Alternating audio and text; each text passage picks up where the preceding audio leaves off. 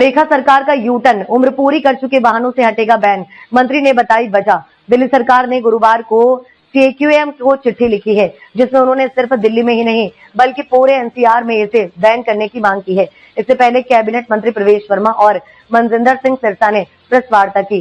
Court का रुख करने की बात कहने के बाद दिल्ली सरकार अब सीक्यूएम से भी बात करेगी। उन्होंने कहा कि जनता से मिल रही शिकायतें, पेट्रोल पंपों पर एएनपीआर कैमर भी ठीक से काम नहीं कर रहे, उसमें तकनीकी दिक्कतें आ रही हैं। वाहनों पर कार्यवाही उनका प्रदूषण स्तर देखकर ही की जानी चाहिए। साथ ही ये भी कहा कि अकेले दिल्ली में ही नियम लागू करने से फायदा नहीं होगा, पूरे एनसीआर में इसे लागू किया जाना चाहिए।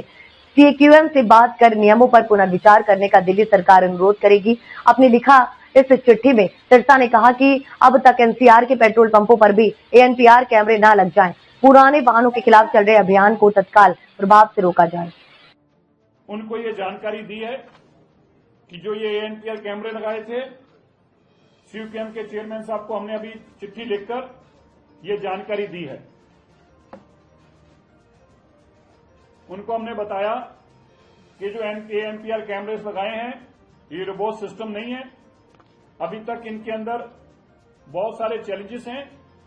मैं बताना चाहता हूं पढ़कर।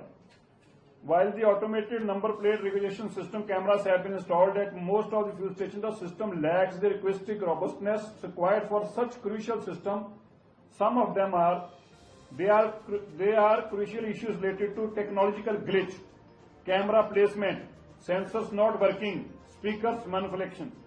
ये स्पीकर्स भी मैनिपुलेटेड हैं, ये भी कोई चल नहीं रहे, कोई बोल रहा है कोई नहीं बोल रहा, ये माल फंक्शन एक अलग से है।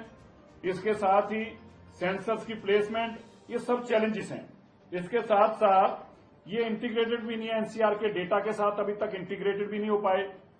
इसके साथ साथ एंड ऑफ लाइफ जो है, इसमें एक और चैलेंज आ रहा है हमें, वो है कि एचएसपी जो हाई सिक्योरिटी रजिस्ट्रेशन प्लेट्स हैं, इनमें से भी जो जिन पे नहीं है उनको ये आइडेंटिफाई नहीं कर रहा।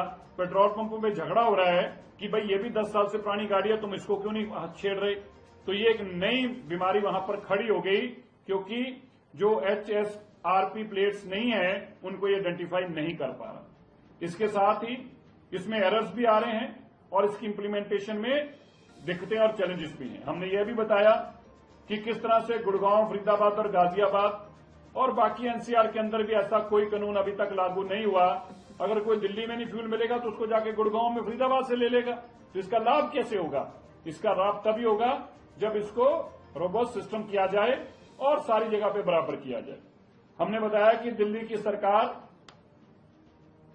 पोल्यूशन के लिए बहुत तेजी से कदम उठाए हैं, डस्ट मिटिगेशन के कदम उठाए हैं, फ्यूल पोल्यूशन के लिए हमने काम किया है, हमने PM 2.5 को कम करने के लिए काम किया है। हमने बताया कि किस तरह से दिल्ली की सरकार इस साल 70 लाख से ज्यादा पेड़ लगाने जा रही है।